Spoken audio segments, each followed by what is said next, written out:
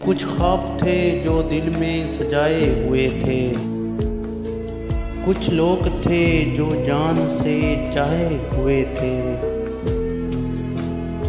वो वक्त था कि उसकी हर एक बात पर हमने अपने ही सब ख्याल भुलाए हुए थे। एक रोज़ उसने हंसकर ये कहा हमसे, इतने भी क्यों करीब आए हुए थे।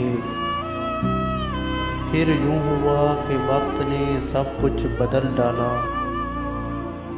जितने भी जख्म थे वो छुपाए हुए थे।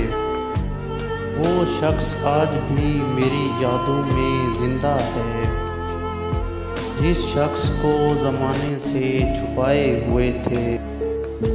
अब सोचते हैं इश्क भी कितना अजीब था, दिल टूटने के बाद भी जाए हुए थे।